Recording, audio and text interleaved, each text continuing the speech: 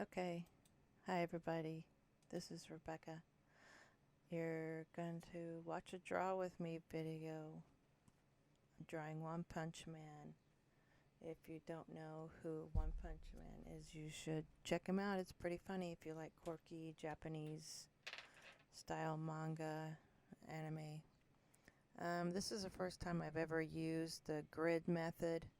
I've been drawing since I was, I don't know, 4 or 5, and I'm like 50 now. So I've been drawing for a long time and I've never tried the grid method once. So I figured I'd give it a shot, especially since I was drawing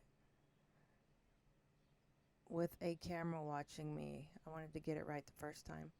Um, I guess there could be two schools of thought as far as the grid method goes. Some people might think it's cheating. Um, I don't know.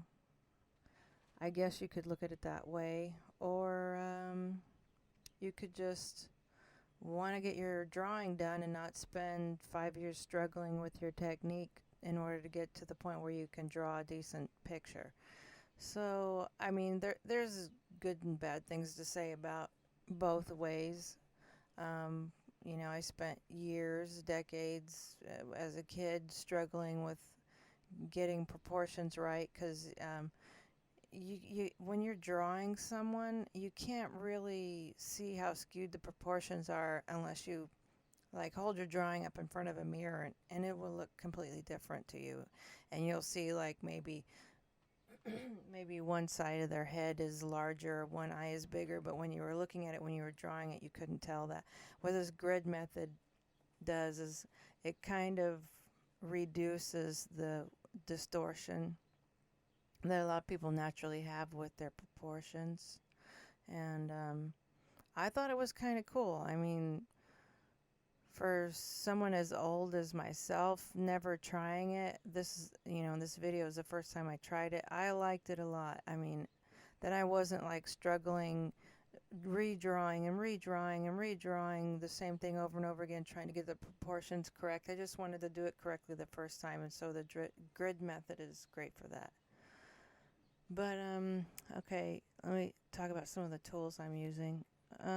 That blue, well, there's both blue. The blue lead pencil. I saw a lot of Japanese manga artists or mangakas using pencils like this, and I thought I would try it, and I did not like it. It's like a mechanical pencil by Bale. The brand name is like Baile, and the I was drawing really light with that lead, and it did not want to erase easily. I didn't like it. You're probably better off just using like a regular colored pencil if you want to draw with blue lead. And this big fat mechanical pencil, I love this thing. I also saw another Japanese manga artist using something like this, so I looked it up and thought I would try it. It's by SAKURA. It's a sumo grip, the 0.5 millimeter pencil lead, and I've been using this thing for a couple of years now, and I freaking love this thing. Um, I also have like a pretty bad arthritis and stuff, so if I'm like drawing for a long time, I don't want to have to grip my pencil really hard. So if you've got like issues with your fingers, like tendonitis or arthritis or something, these big fat pencils are perfect for that because as you can see, I like to hold my pencil really loose because that means I can draw longer if I'm not don't have like a white knuckled grip on my pencil. Let's see what else is on my desk. Oh, you can see my Bakuman inspired deleter feather duster. if you if you don't know what I'm talking about, there's a anime called Bakuman, and it's about these two young high school guys, and they were like, we want to become manga artists, let's do it.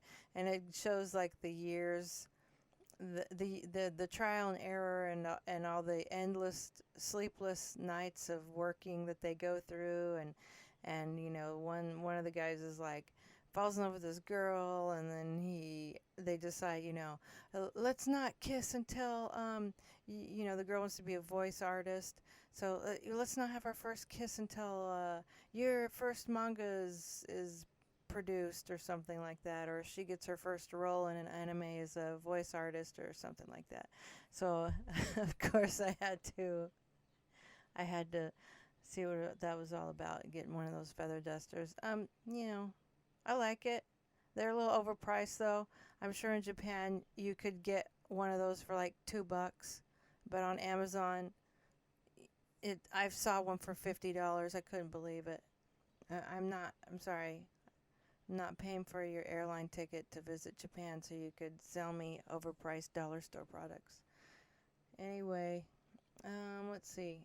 I saw, what did I whip out? Some of those, that black one. Let me look that up. Hang on a second.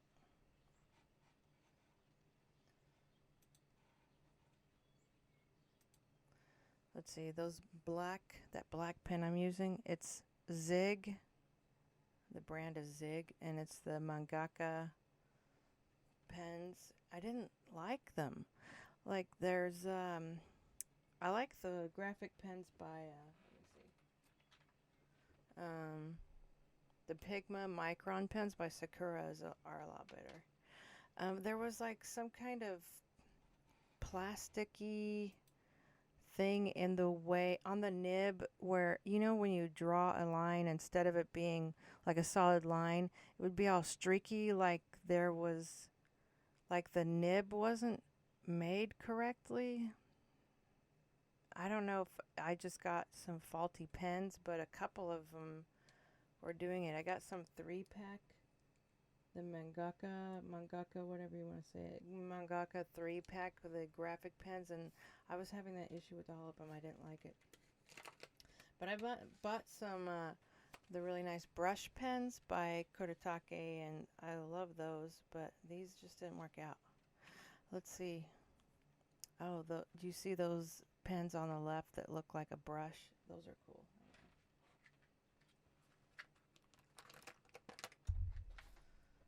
Oh, it's in Japanese. I can't read it. I was going to tell you where to get those. Those I actually found at Michael's. Those are kind of cool.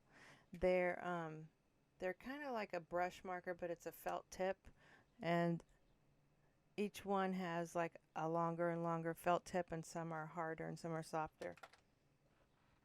Those I really liked. It's a clear lid with the little the beige handle. It looks like a paintbrush with a lid on it. Those are cool. Yeah, those are from Michael's. I think it was like a 3-pack for, I don't remember how much I paid for it. I think it was less than $10. Oh, look, I had to write, I'm listening to SoundCloud rapper with my sloppy handwriting. But it was actually really fun to draw. I was just using a couple of really cheap alcohol ink markers for the gray tone. And that's that white, the paint pen, that's just some generic paint pen I found at Michael's. Those actually work pretty good. You have to shake them up for a long time. It takes a long time to get the pigment to flow into the felt tip of those paint markers, but they work really well once they get going. Oh, the video's almost over. I can't believe I actually had enough to say the whole time. Well, you can see me using the felt tip brush pen. Those are cool. I kind of like those a lot. I didn't really feel like using a pen nib, the traditional, dipping it in the ink nib, because it's pretty messy. I was just having fun when I filmed this. What is this thing? Boom. Okay. Yeah, I don't remember what issue that's from, but okay, it's the end of the video pretty much. There I am using my trying to dry the ink with it. All right, guys, that's the end of the video. I'll talk to you later. Bye.